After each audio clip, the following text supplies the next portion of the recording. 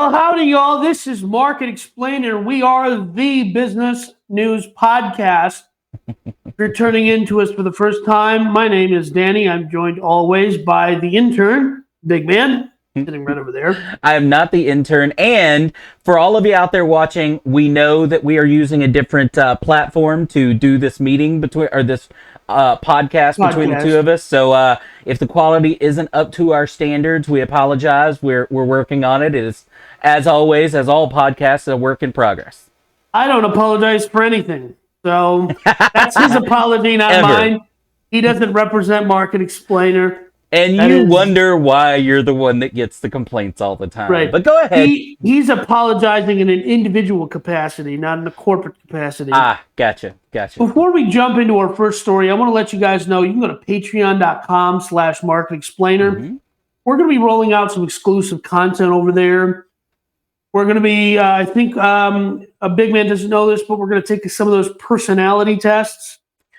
We're gonna talk about how, Myers-Briggs and Enneagram and all that stuff, how our differences in personality and similarities in personality, we're gonna do some of that stuff. That's gonna live over there. I think we're starting out with a $5 tier, and then we'll move on from there. Yeah. And you'll be able to access content early. You'll be able to, we're going to do some unique content where, again, we make fun of Danny and stuff like that. Really show the fact that he doesn't know anything, that kind of stuff. We'll let him do some of that. And then what we're really going to do is we're going to display how I carry the show on my back. So. Sure you will. Sure. Everybody that watches this podcast knows that Danny carries the show. That's right. Sure. That's why I have such muscular quads. So this next story we pulled from Wall Street Journal. Yep. And the headline is, these people who work from home have a secret. They have two jobs. And the basic premise here is that some people figured out that they could just have two jobs, and this was a revelation to them. Okay, so let me clarify that. Is this a story about Danny loves scammy stories and these people are getting away with two jobs, or is it a story of overemployed.com? Because we need to talk about both. It's both. So this guy, I want to say the story starts out telling about the specific story of a guy who realized when he went to go work from home that he could have more than one job. Now, I just want to point something out. Okay, I don't care about race at all, but I was raised by, my parents. There's no but. When you say but, I don't want to offend anybody, but go ahead. Well, my intention isn't to offend anybody. If I do, I just don't care. I'm just saying that's not my intention. All of Danny's opinions are Danny's opinions. They are not, that's correct. I don't represent Market Explainer as correct. But I find it interesting when a certain kind of white person, urban, a yuppie, like Big Man will call them a yuppie, and from these hipster types who are like, oh my goodness, I just discovered, and then fill in the blank.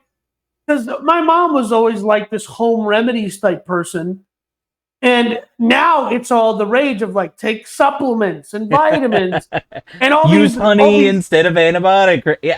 Got it. Yeah, exactly. Or coconut oil is actually good for you, or eat eggs and the yolk.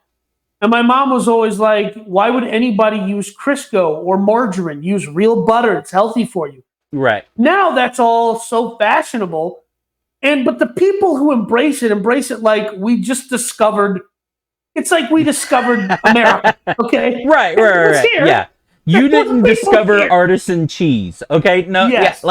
No. All cheese was Artisan before it was manufactured the way it was. So your take is the fact that because old white or hipster white in this case created a website about something that you think that certain groups of people have done forever anyway. My father had two jobs for the longest time.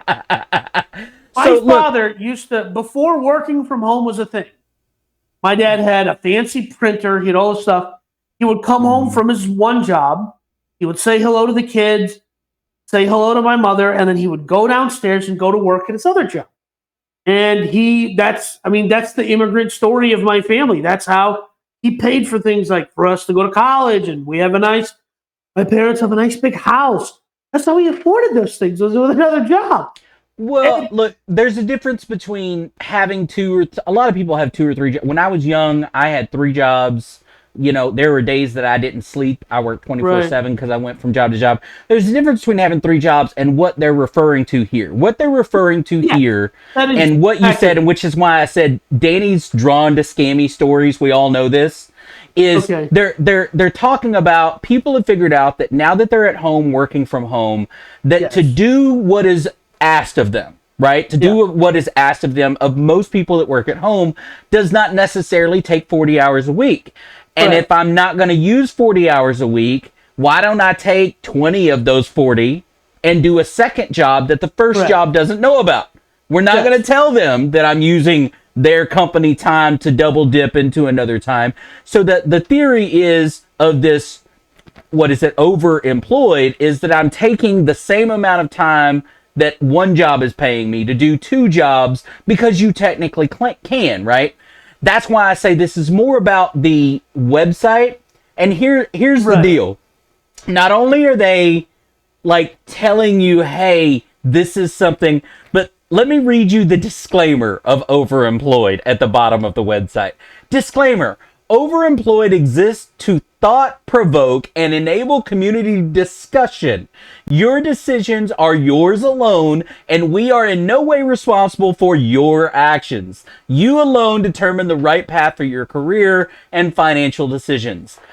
Basically, anything that you read on this thought-provoking website, if you get fired because you're using company time to get paid by someone else, do not come back to us and try to sue us or anything like that. So they know it's scammy behavior. Like they know it. Okay. When you say scammy behavior, here's where I'm thinking. If they're fulfilling their promise to both corporations, to both jobs, I don't think it's scammy behavior. Right? See, this is one of those rare where I agree with you, except it's not look, in life we have these things that are illegal. And then we have these things that are, whether you want to use immoral or, you know what I mean, unethical, whatever. There's a gray area there that it's not illegal. This is not illegal. And in this article, it cites several lawyers that say, look, this is not illegal. However, every company finds out you do it, they're going to fire you, right? So they're not going to be happy with you. Right. It's not illegal, but I would consider it unethical. But I wish, like you just said, I've argued this point for years, that I don't know when employers decided that it was not about execution of processes, that it was about time, right? Right. That I want you to work 40 hours a week, and maybe it was a way to push people as hard as they could for that 40 hours a week, which is why you have such middle management fat in most companies. Is their job is to put pressure on employees to work as much as they can for 40 hours a week, instead of, I'm going to pay you to get this done. Once you're done, I don't care whether you go home. I don't care what you do. Right. So I think it's an industrial age. Like this is maybe I'm pulling from Robert Kiyosaki, but like it's an old industrial age concept that we're going to take the concept of factory workers and 40 hours a week, because if you're working a factory line, that 40 hours directly correlates to output, right? This many screws, you're tightening this many screws every hour. You're putting this many doors on Ford Tauruses, which they don't make anymore, but you're putting this many doors on them, and that's how. But this doesn't correlate to that. And I think what happens is corporations are massive corporations that exist in the United States or the world right now. Mm-hmm. They are naturally bureaucratic. They're like governments. They're Absolutely. like the Titanic. It's impossible to turn these things around. And so rather than create efficient systems that say, hey, we can track exactly how much you're getting done, we can track your efficiency, and just saying, hey, in a X number of days, like here's what you get paid for X number, this volume of efficiency. Rather than doing that, they just go, well, 40 hours is a good, decent enough measurement.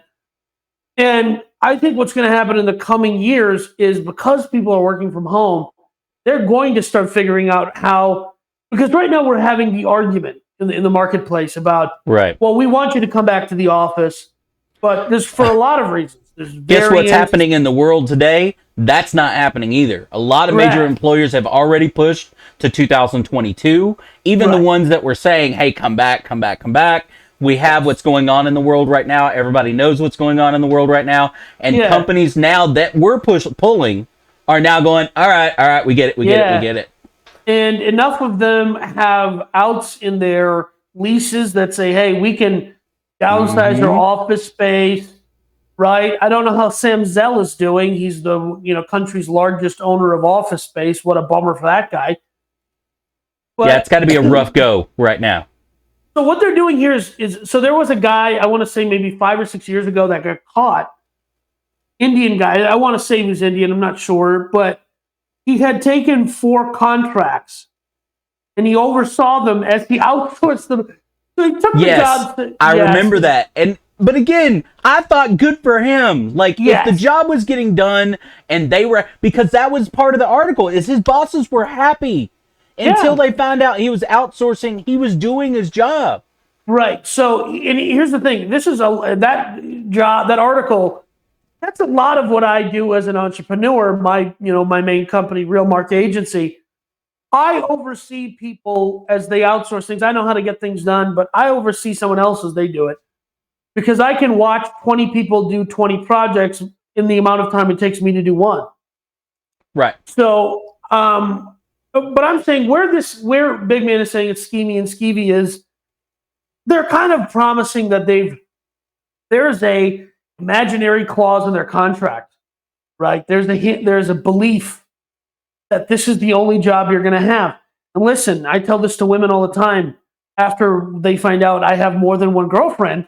Which is like, well, I never said I was going to be excluded. You thought that. I have no problem. Yes, exactly. I can't be responsible for your thoughts and processes. You thought that I was being lovey-dovey. And part of the article and part of the story is that they feel like wages have been stagnant. And here's me. This isn't a political show. I'm just saying, in the 70s, the U.S. removed its gold standard. That was Nixon. Sure. Yeah. And when that happened, if you look at cost, prices of things, wages, inflation. 1971, Jack Dorsey of Twitter just tweeted this a week or two ago. What the frick happened in 1971? That is a nexus point for wages being stagnant and everything, and the prices of everything going up. And and I'm a guy who believes in a totally unfettered free market. But what I'm about to say sounds a little like, Bernie Sanders, but that's not what I am. I'm just saying these companies are screwing people in one way, shape, and it's not their fault. It's just the way things are. The system is screwing people. Well, this is the corporations. This is that part of the other part of the article, right? They make 2 points. 1, you can do this; it's not illegal, right, or whatever. 2 is what you just said. They're justifying, in my opinion, their scammy, unethical behavior by saying 2 things. 1, what you just said. Look, they're paying you, right, stagnant. They're giving you a 2% raise per year, right, which is basically inflation, yada, yada, yada. So you're never getting ahead. The other point that they're making is, and this, again, is true, I've preached this for 20 years, is your company has no loyalty to you. So they can fire you at any time that it's fine for them. So why shouldn't you take a proactive in your own career? However, anything you have to keep secret is probably in a gray area. So I'm taking a very Ayn Randian approach to this, which is do what's right for you and everyone else can eat it, right? Middle finger to the sky. Now, I don't know how this works on your resume when you go to get another job, which is like I was working these 2 at the same time. Okay, I'm glad you brought that up because here's the other thing about why I say overemployed is a big part of the story, the website, is because I thought at first when I started going through their website, they've got a lot of articles and a lot of posts and a lot of, whatever. And I'm like, okay. Somebody's got to be making money somewhere, right? Yeah. And I found 2 interesting parts of this website. One, of course, they're coming out with a book that they would love you to pre-order for $50, right? that essentially $50. And then on top of that, scam. That's the real scam right there. No, here's the real scam. On top of that, if you read their website and you know this is scammy behavior and it's making you feel uncomfortable and you want their professional help to help you get over those fears, you can create a 30-minute appointment they'll help you create a resume to get a second job and help you with interview skills, I'm guessing, so that you don't give up that you're on. For 30 minutes, you want to take a wild guess of what it costs to 30 minutes for these? $120. $499. Well, for 30 minutes of these people's professional time, 60 minutes is $9.99 and 90 minutes is $1,300. And so, by the way, we're not talking about people who are doing menial accounting work, right, or bookkeeping. No, we're talking about people it's safe to say a lot of these people cited here, 6-figure Silicon Valley earners that are, they're programmers, they're developers, they're artists, and CAD designers and stuff. These are people that get a job, and the company expects it to take 80 hours, and it takes this guy 30 because he knows what he's doing. So he can go out and get another CAD design or engineering or whatever, right, they're doing, and do the same thing. They think it's going to take X, but it only takes him Y. That's it. That's all. And if you fall into one of these categories, this is a possibility. My problem is, and this again, in my opinion, unethical behavior creates unethical behavior. You cannot, this company is asking you to do something, overemployed, right? As a company. I'm sure it's a LLC to protect these two guys, right? Yeah, of course. Because even in his original story, he says, I wanted to do this years ago, but I couldn't because I was sitting in a cubicle and I was afraid to get caught. So I couldn't do it then, but I can do it now. But the point is that the scammy behavior, they're asking you to do something that is in a gray area of unethicalness. So is it really that surprising if they're also going to try to steal your money and give you probably what's not a great product? Well, it's not stealing because I don't have to pay for it. I don't have to buy their time. Okay. Value is subjective. And again, so let me just clarify my position here, right? My view is you don't owe anybody anything. Right. Right? You having loyalty to a faceless corporation, again, narco-capitalist. I'm not Bernie Sanders here, right? Let's just clarify that just before anyone start waving the rose and the hand flag here. Mm-hmm. There is no value proposition to having loyalty to people who have no loyalty to you. I don't necessarily sit completely on that. I believe we have a responsibility to adhere to what we've agreed to. Yeah, and so here's the thing. I am a guy who says, if you want me to do something, enumerate it in the contract. Right. Don't say, well, it's like at the end of that movie, The Founder, it's about McDonald's. Right. He said, well, I can't put this part of the deal in the contract where he's going to give them the founders of McDonald's, I think it's $1 million a year or something like that. Mm-hmm. And he's like, well, we'll figure it out or something. Like, we're going to do it on a handshake. He ain't going to do it. Right? And when times get tough, they're going to cut you loose if they have to. Happen to me. No, absolutely. Companies are going to do that. But I guess my point of view on this is there's got to be, and there is, an ethical way to do this. And the ethical way to do this is to contract labor your work out. Then you can do as many jobs as you want. But they're wanting to, as they say, have their cake and eat it too. This guy even states in here, when I say scammy behavior, these are the little red flags for me. One of the things the guy said in here is he took company given paid time off, saying that he was COVID related stressed, right? Okay, to do another contract. So he took 30 days off of his paid contract Right, his initial While job. continuing to get paid, he admits that he lied to get it to do another contract for 30 days. Now, again, just become a contract labor guy and you can do 15 jobs at a time. Who cares? Right. But this person, what they're suggesting is you lie to your main employer to continue to get the hourly wage, 40-hour week salary benefit while taking these other riskier contract jobs. Well, I know a guy who was working where I used to work, and he got his paternity leave, right? Yeah. And while he was on paternity leave, went and got another job and was working on paternity leave. They had really, really generous paternity leave, and he went to go work at a different gig while he was doing that. Look, again, and see, that one to me is not really... That to me doesn't even fall into this scammy category. He took you have that time that's available to you. He took it to find a better opportunity. And look, everybody out there that's employed, you should this is the other thing I wish people, and I do not consider this scammy at all. I consider this actually something every adult human being should do. You should never stop looking for a better opportunity. That's right. Period. I don't care whether you're an hourly employee, a salaried employee, an entrepreneur, whatever. You should never stop looking for a better opportunity. Period.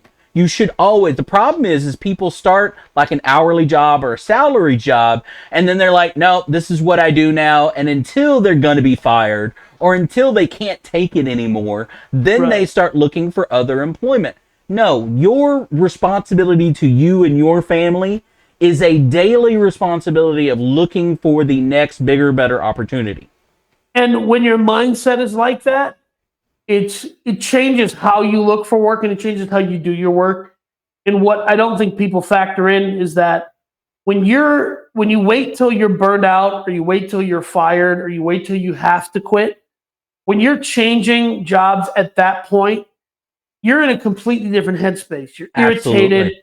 You're going into a job. When you're 2 years into a job you love, where the third and fourth year are going to be hell, and you go, hey, there's this new opportunity at a company on the other side of town or in another state, or I can work from home, or whatever the situation is. When you go into it like that, and then you find out, oh, hey, like you're happy, you're perky. No, I love this job, and if it doesn't work out, it's fine. For some reason, right, the universe just has a way of, if you're doing it when you're happy and you're doing it when you don't need to, it always works out better than if you waited till you had to do it. And then it's always like, ugh. Agreed. You know? And so my two things to take away the story to kind of wrap it up. I don't lie to your employer. Just become a contract employee, which I think is the future anyway. Do a job, get paid for it, go on about your business. And the next one, the more you do that, the more money you'll be able to make from each job, the higher negotiation, all that stuff. Just do it that way. I think that's the future, because I think companies want the best person for the job. The way to do that is to go out and hire someone to do that one job instead of paying somebody on, there's so many companies out there that pay people to do things that they don't need around 40 hours a week. Correct. They just don't. So it would be better for the company and better for the employees, at least good employees. The problem is, for bad employees, that environment sucks because they would get paid less. A bad IT person makes less money on the open market than a good IT person. A bad software developer makes less money on the open market than a good software developer. And my takeaway from this is, it's not lying if you never promised somebody you weren't going to do something. It's none of their freaking business. You're a free human being created by the creator of the universe. Do whatever you want. Do what suits your interests. And you don't have to put a corporation's interest. Screw that. You don't have to put a single human being's interest before your own. That concept that has permeated our society is disgusting. You don't have to put someone's interest before yourself. They ain't going to do that for you. That fits Danny's personality entirely, and I don't completely agree with it. But that's where we are at, folks. What do we got next, Danny? Before we jump into the next story, big man, I want to tell everyone about Acre Gold. Meet the new store of value. It's the same as the old store of value. My friend, is the currency of kings. You can click in the link down in the description below for our link, and you can go to Acre Gold. And what they're going to do is, for a small subscription fee, they'll bank up your money until you've paid off 2.5 grams of gold.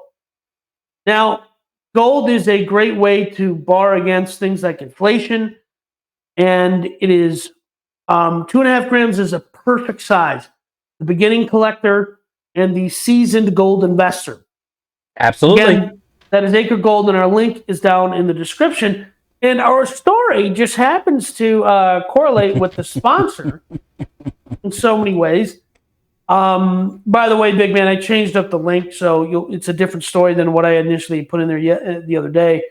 But it's the same story. So Palantir. Yep. Which, if you don't know who Palantir is, welcome to the world of everyone else on the planet. Well, look, and just to be Hold clear. on, let me just say the story. Okay. Palantir, a Silicon Valley company. They're not even Silicon Valley. Sorry, they're in Colorado. No. Yeah. But they're backed by a technology-based company. Yes, they're a data analytics company. They recently purchased $50 million worth of gold bars, and that's why I changed the article. It's a different article.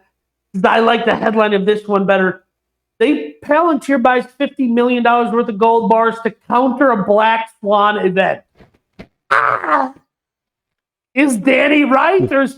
So before we jump a little further into the story, Palantir was, co-founded by guys like Peter Thiel and other heavyweights from Silicon Valley. There's rumors, not substantiated, of course, that their founding was backed by a certain 3-letter agency, which we're not going to say on this show because I'm paranoid. Well, they do have contracts with a lot of government-based DOD, DOJ, and that kind of stuff, which kind of brings us... Look, most people don't understand what Palantir does. And let me try to make it as simple as possible. They write algorithms to find data that's relevant to certain groups of people, send that data to those groups of people for analysis. That's as simple as I can put it without getting into it. They don't analyze anything. They're not responsible for anything. They just write algorithms that go out of all the data in the world, all day, every day, grab that information and send that relevant information to the DOD, the DOJ. Government entities are their biggest contracts.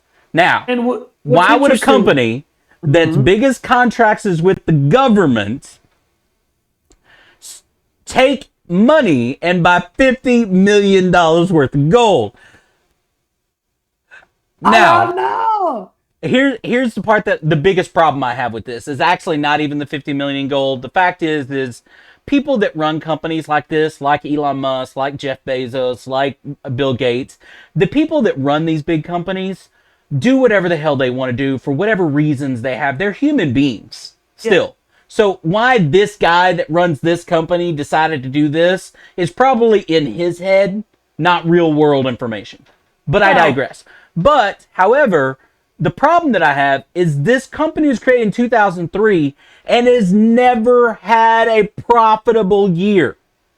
And I, as a person who understands government and business, asks the question, what government contractor hasn't made a profit since 2003? Come on.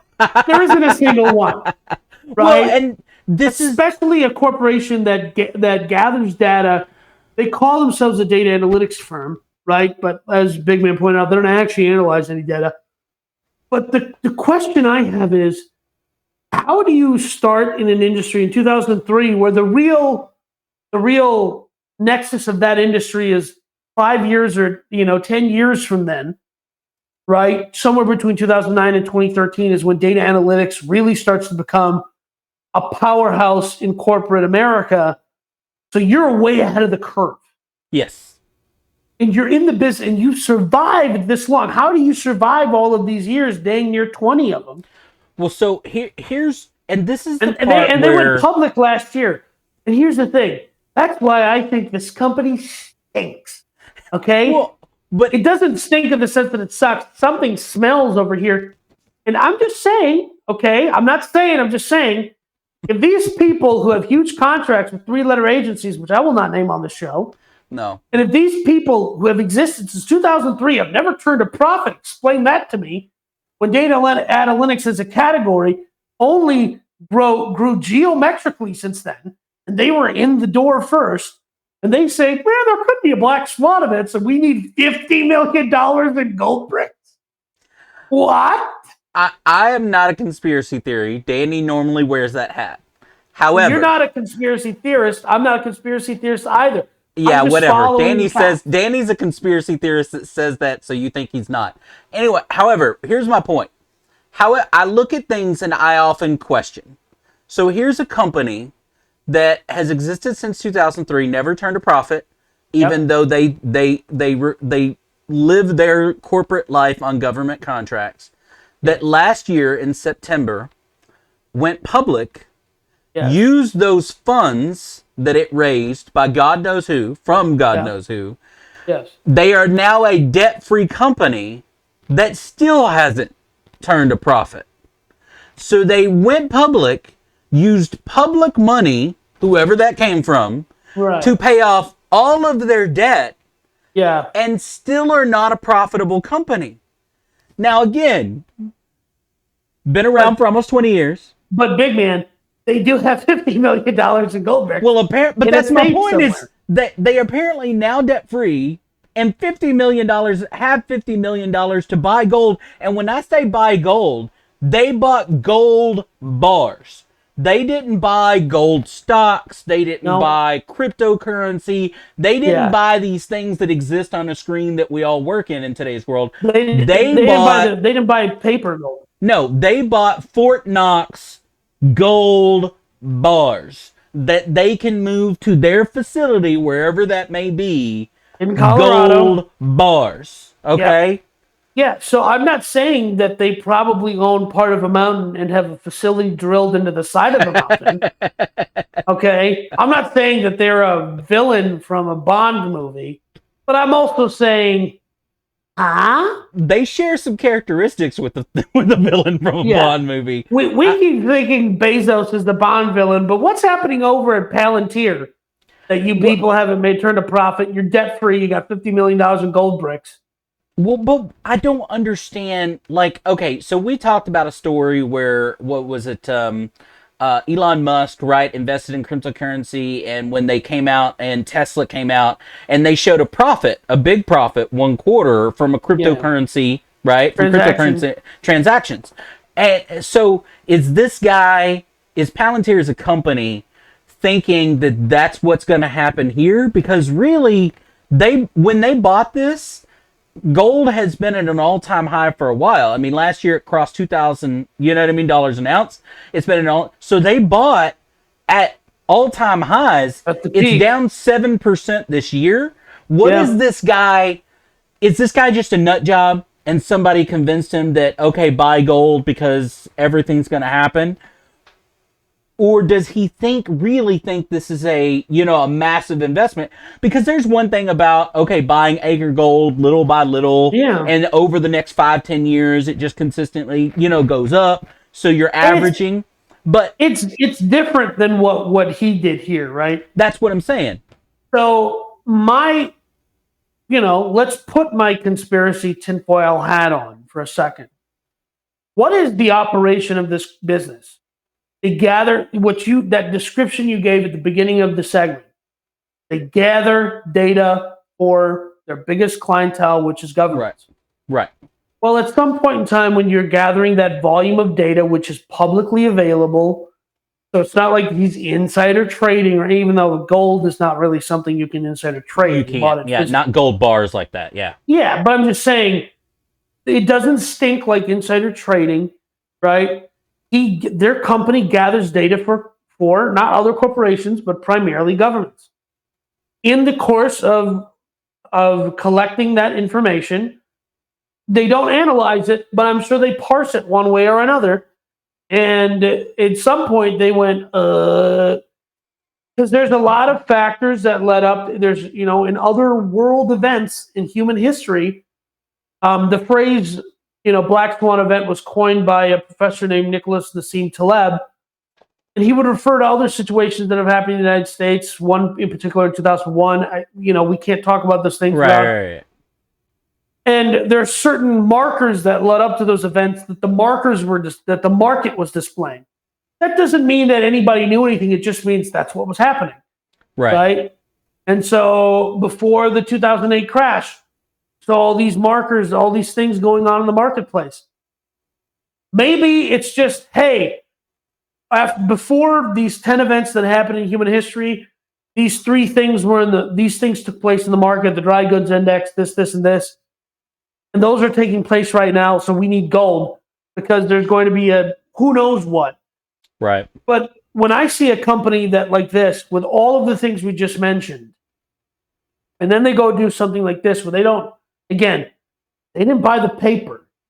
Company like this can buy $50 million in gold on paper stored somewhere else. And they can buy it up from 30 or 40 different companies and have everything that they want. It's not hard for them to do. There are different ways to invest in gold that are not buying gold bricks. They could have invested in miners. I got friends who make fortunes in miner stocks, right? They didn't do any of that. They bought literal bricks. Now, all we can do is speculate, obviously, but I'm just saying that's not any good. Now, to me, this reeks of an Elon Musk, Jeff Bezos rocketing himself into space, which at the very bottom of space. That's what, to me, this reeks of. To me, this reeks of a guy in charge doing something based on his opinions, right? He may have, like you said, these opinions, and he's like, nope, I'm using this company funds to buy 50 million in gold because I think this is going to happen. Because that's what these CEOs and these powerful people can do, right? With company funds. It's what they can do. Elon Musk could go buy $50 million in gold if he wanted to because he has a wild hair that says you know what I mean? Yeah. So that's what this reeks of to me. I don't think this is part of the only grand conspiracy I think this could be about is there are a couple of different opinion articles actually about this story that I read that were, they could take this $50 million and leverage it to then invest in cryptocurrency and that kind of stuff. However, that would be, to me, that would be a much bigger red flag if that's what happens, because you have a data collection specialist company investing in cryptocurrencies. That would be very, you know what I mean? That would send up a lot of red flags if a company like Palantir turned around and started buying different cryptocurrencies. I think you would see a lot more articles written about that an government data collection company investing in cryptocurrencies around the world. I think that would send up a whole bunch of fireworks. I think this sends up enough fireworks in and of itself. But that's all I got to say. You got anything else, or should we move on? No, I think that I do agree with you that there is a part of that story that could be really scary. Yeah. I don't think it is, like you may, but I do say that there's a red flag there. I don't think it's scary. I just think it's good to know what they're doing. That's all. Now let me tell you about something that isn't a conspiracy. That's Big Man Gear. Big Man Gear was started by this guy, Big Man. He's everything that he thinks is funny. Everything I think is funny. What can you get better than that? Everything that I think is corny. But it's on t-shirts. He has a t-shirt brand. You can go to bigmangear.com. It'll send you to the Amazon store. Order stuff. It shows up Amazon Prime. That's if you're an Amazon Prime member. That's right. And I don't know who you think you're dealing with. Not only am I an Amazon Prime member, I'm a Costco Gold member. Okay. Of course you are. Yes. This next one, pretty interesting, pretty easygoing, pretty laid back story. Our good friends over at Reddit I love Reddit. Yeah. I mean, who doesn't love Reddit?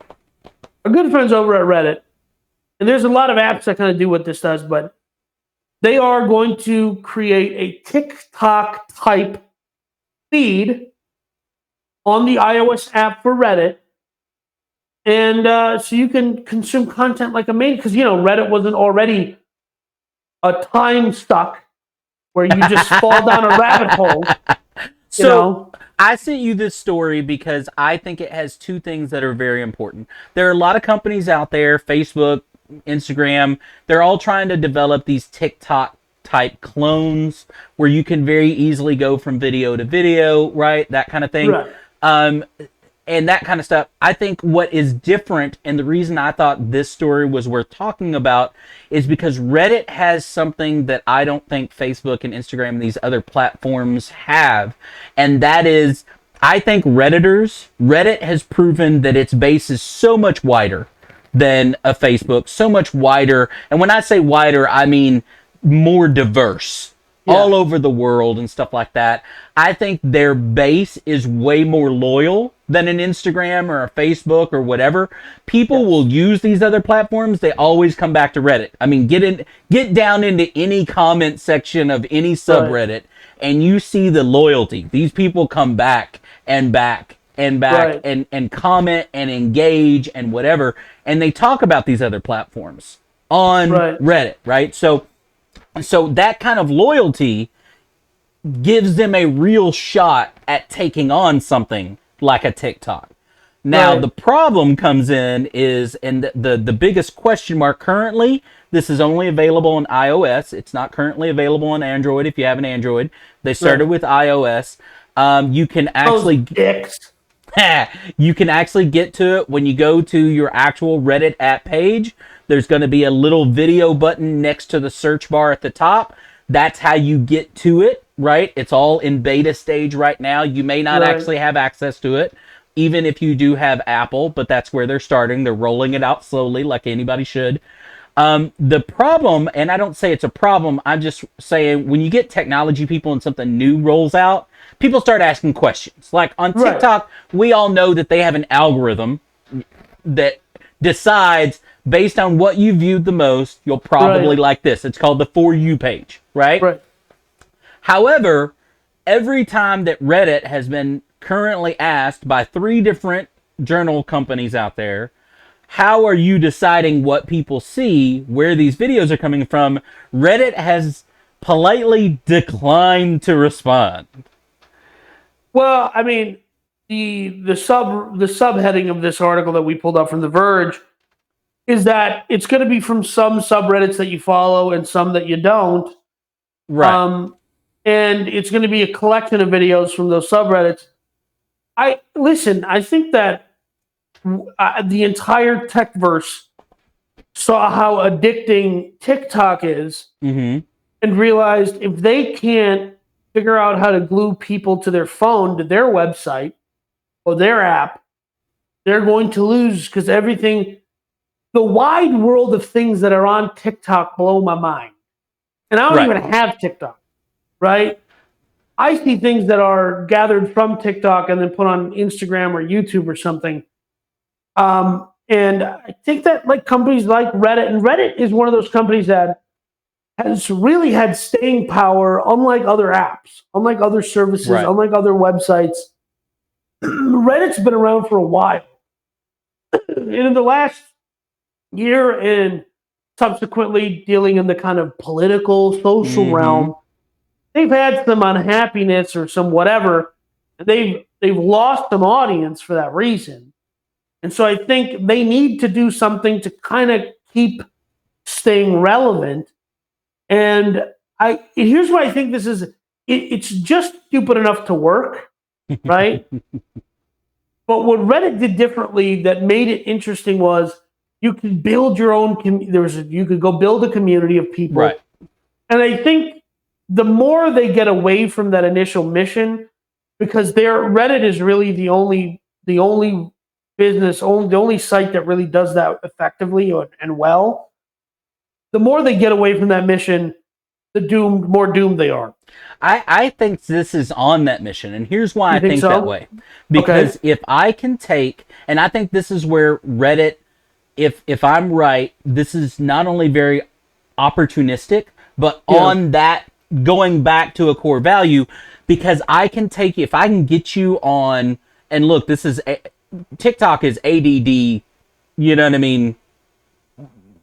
Lover's designed for dream, people right? Yeah, it's designed because for it's 30, 60 seconds, go to the next, go to the next, go to the next. And it's a variety, so you're not getting bored, right? And that kind of stuff. They are taking something like that, and then they can shove in because people are posting TikToks on Reddit all day long. I see it all the time. So they saw this content coming in from TikTok. So they're like, wait a minute. Why not just let them get that here versus bringing it from somewhere else? And two, by not announcing where they're getting the other things, I'm getting you to try out subreddits. Right.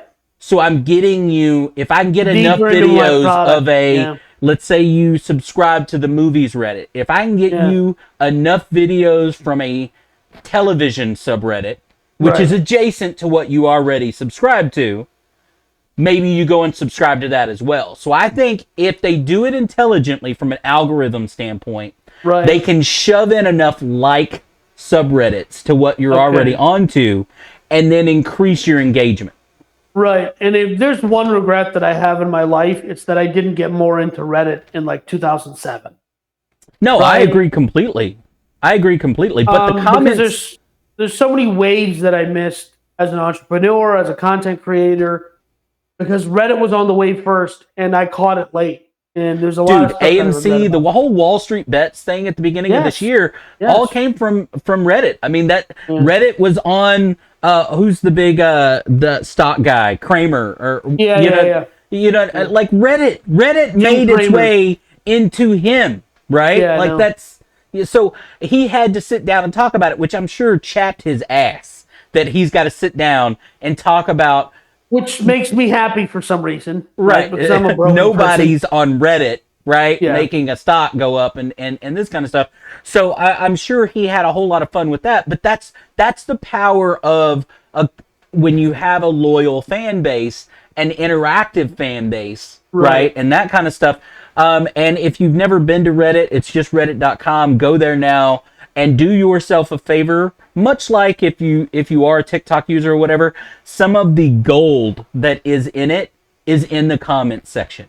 Just take anything you enjoy, any picture you enjoy, any meme you enjoy, click on the comments and just start reading, because there is gold in them there hills, and you will stay on the same thing for hours.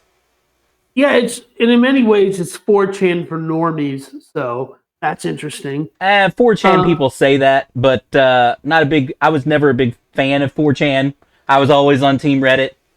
Way better platform. I've never embraced either. No, but like, when you sent me this story, I thought it was, I think my personal headline that was like, just stupid enough to work. Yep. Right. And, because they had some controversy over the years. And again, I think that, and here's what I think. I think if someone developed a subscription-only Reddit where you can because Reddit, you can pretty much do whatever, but they've had to clamp down over the years because of just the insanity. And the freedoms. I mean, they were really, you could have anything on. There are plenty of NSFW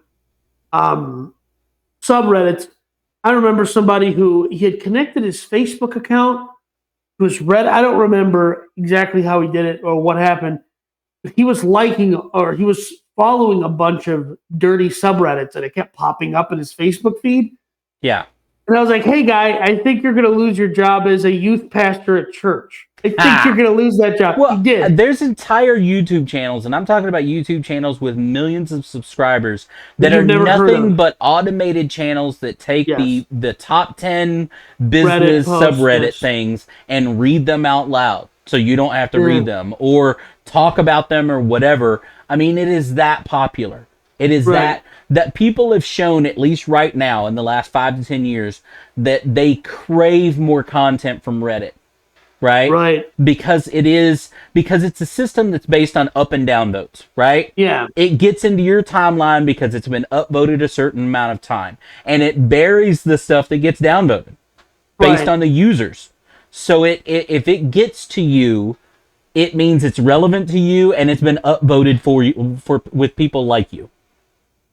And listen, Reddit has survived like it beat Stumble Upon, right? Who even remember? I mean, Stumble Upon used to be a thing. It beat Dig, right? There's so many websites that kind of started, but it somehow outlasted everybody.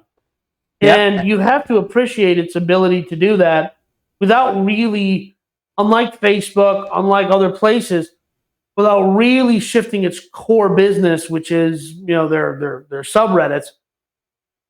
It's impressive, and so I get that what they're trying to do here in maintaining that by and still being a primarily text-based system, yes. right? You get onto Reddit and you read. That is what 99% of it is. Yes, there's pictures. Yes, there's videos, right, and stuff like that.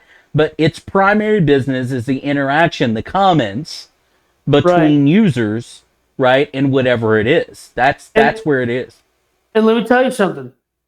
I think whoever calculated this, but some of the top 10 podcasts are from creators that were springboarded off Reddit. Like H3H3 was massive on Reddit, and they exist today as one of the world's most recognized podcasts because of Reddit. So for that reason alone, credit to Reddit, that they were able to launch so many careers. Hey, why aren't we spending more time on Reddit? Well, apparently we need a market explainer subreddit. It's like anything else. It takes time. You have to build an audience, and you have to interact with that audience, which is what H3H3 did, right, in the beginning. And then once you build a certain audience, that audience follows you from platform to platform to platform. It just does. Well, before we jump into this next story, I want to tell you about the sponsor for that segment, which is Powerhouse Drones. My website, we've got all this great, awesome information. If you're looking for a beginner drone or more advanced drone, we will send you to the right place to get that, and we will give you a little learning tidbit about buying a drone. That's powerhousedrones.com, and the link down in the description down below.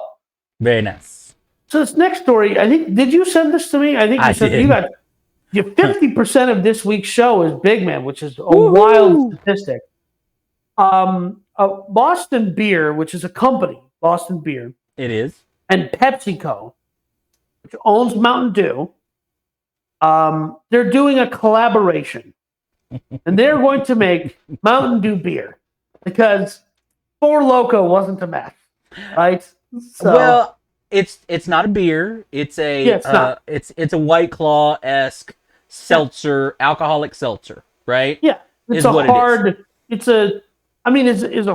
soda. Like, I think that's maybe the fairest of what I can gather. Like a hard soda. So here's the deal. So everybody's heard of PepsiCo, right? Pepsi, right? Whatever. Most people have not heard of Boston Beer Company. Boston Beer Company is one of those companies that partners with anybody that wants to make its own alcohol. Right? Which is why most people don't know them, because you're never going to find a Boston Beer Company beer on the shelf. Right? They're not the brand. They're just the company behind the brand. Right. They make Angry Orchard hard cider, right? That kind of stuff. So what you see is it's almost white labeling is what it is, right? Pepsi goes, hey, we're going to give you part of Mountain Dew's recipe. We want it to taste like Mountain Dew in some way. And you know what I mean? That kind of stuff. And then Boston Beer Company comes back with this criteria. All right, where it's going to be 5% alcohol. It's going to be whatever. Here's what we can do for this price. I think companies, look, we've talked about this several times. No matter how big or small a company is, you're either growing or you're dying. There's no third direction. Correct. Companies that make soda, Coca-Cola, PepsiCo being your two biggest ones, right? Companies that make soda have been trying to offload their sugary stuff for decades now, right? Sugar is the devil. We all know it. White sugar, white flour is just the devil. We all know it. Mm-hmm. So they continue to try to come up with things that they can sell so that they can scale back these things. So this, even though this is going to be alcoholic, it's going to be sugar-free and caffeine-free. Right? Oh, really? So it's caffeine-free, too? It's going to be sugaring. I think the caffeine-free is a mistake, but maybe it's a caffeine and alcohol thing that's not supposed to go together. I don't know. But it's supposed to... every version of that combination of caffeine and alcohol has ended in some kid at college getting his stomach pumped. So is that right? But yeah. I can't think. What other alcoholic have I? I don't know if I've ever had an Four alcoholic Loko, drink with caffeine. Four Loko was basically Mountain Dew with booze, right? If you, and I'm not saying I have though. Like I've definitely, a couple of my buddies once we went and bought a bunch of Four Lokos, and it was bad, right? Which is why it's called Four Loko. Four Loko. I'm just glad Ben lived. Is all I'm saying. All right, our buddy Ben almost, right? Guy survived a couple of tours in a couple different countries where the U.S. is engaged in combat. Comes back home to almost eat it. Almost bite the bullet in the attic of his garage. Ooh. So sorry. Oops. Well, I mean, look, when I said I used to work 3 jobs and some days not sleep, I mean, I lived on Mountain Dew, Jolt Cola. Yeah. I mean, lots of Mountain Dew, Jolt Cola, and Mountain Dew. Old. Yes, I know. You are the oldest person. Mountain Dew and Jolt Cola back in the day were the drinks that had the highest caffeine content, right? True. So I, like 24/7, I had a Mountain Dew, a Jolt Cola in my hand because that's how I kept going. And so what's surprising to me about this, because it's not surprising to me that any company wants to take what is probably their best-selling product, right, Mountain Dew, and make an alcoholic beverage out of it for adults, because I'm sure adults drastically drink less Mountain Dew than kids and teenagers and young adults, right? Yeah. I don't see 40-year-olds just walking around with Mountain Dew all the time, right? So this is with the white claw. But if they do, they got to dip in, and they got a Dodge Cummins truck, the second gen Cummins, 100%. That is very true. They got an empty can for their spit, and then a full can that they get mixed up from time to time. Yeah. But so I have I know why they're doing it. Right. I do, however, think that, and I don't remember whether we talked about this story. I think we brushed on it, that hard seltzers as a category, everybody was betting was going to be huge. Right. But at least from a number standpoint, there was an article that came out like 2 weeks ago that apparently the hard seltzer thing is over. People have, as from a sales standpoint. So we're talking about PepsiCo coming out with a hard seltzer in early 2022. When the seltzer category is on a decline. When it's on a decline. So I didn't know that information. Now, as someone who's allergic to both wine and beer. Really? Yeah. I developed the beer allergy when I was 25. Okay? Almost took a header off a bridge because built a temple to beer, right? So, well, they always say your body's a temple. Mine's a temple to carbs. But I'm in that. If I'm sitting down, which is super rare, my pals have a drink and we're not, drinking bourbon or whatever. I'm drinking an Angry Orchard, right? And the last time I was with my Orchard, I was with my buds and he grabbed a thing of White Claws. I was like, "What are we doing here, bud? What are we doing?" And then we had them, and I was like, "Well, these aren't as bad as I thought." But then you have 4 of them. It's like, well, now I can't drive. Well, I put these hard seltzers in the category of fruity drinks, right? Yeah. That's what they are to me. I mean, this one's coming out. I think it's going to start with black cherry and watermelon. Right. So these are things that people like. I like a black cherry flavored Kool-Aid or whatever. So if it tastes like black cherry, but then it has alcohol in it, I mean, I'm not anybody I've never made fun of anybody, even back in the day when wine coolers were the uncool, but everybody drank them because they didn't taste like alcohol, right? Yeah. I never made fun of people. Again, you should drink something you enjoy. Yeah. I'm not a fan that's ever enjoyed those kind of things. Like, I've never enjoyed the fruity, whatever. The fact that you are allergic to beer and wine, though, I find hilarious. Even I shouldn't. But it makes sense some way in their universe. Yeah. And the fact that you didn't develop it until you're 25 years old is like, what is wrong with you, man? Like, yeah, I know. I never cared about wine. I still don't. I mean, that was the biggest hurdle for me, loving Gary Vee as much as I love Gary Vee, is how much he talks about wine. And I'm like, well, I'm allergic, bro, so I can't participate. And wine is just too hoity-toity for me, right? Yeah.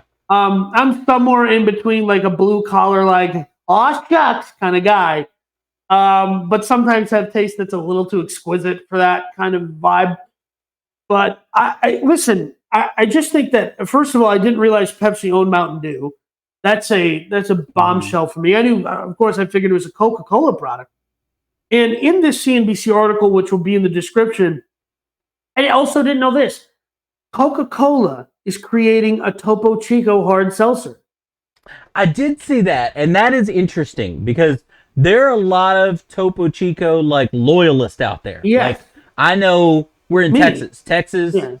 You know what I mean? Like, yeah. That's a big deal. So for them to be making, I would be curious to how they're gonna flavor that and how they're gonna, you know what I mean? Yeah. Because I get it. You got a lot of people out there that are loyal to that. You add alcohol to that.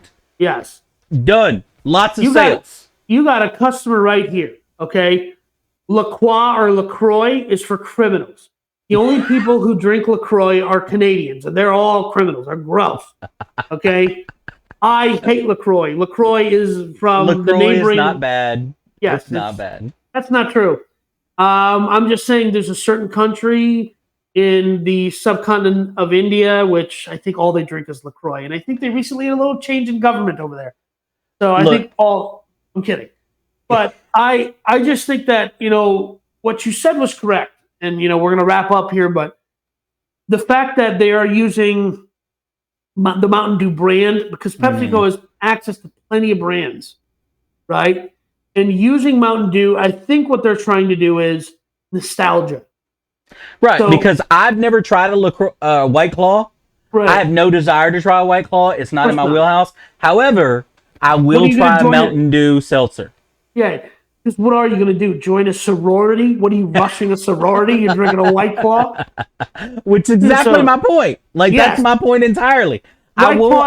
White Claw, listen, be whatever you want to be in this life, but White Claw ain't for straight dudes. That's all I'm saying. God bless. I did not say that. I don't agree with Danny's statement. Of course not. However, I will try Mountain Dew hard seltzer. That's what I'm saying. You're not going to get me to be a loyalist to Truly. That name is terrible. You're not going to get me to buy White Claws. But Mountain Dew seltzer, that's just extreme enough for a guy like me. I'm definitely on board for it, but I'm not doing the White Claw thing. Right. Not doing it. But before we close out, I want to give everyone a piece of advice. It's easier to be a big fish in a small pond that is rapidly scaling than to be a small fish in a big pond that has surpassed its critical mass.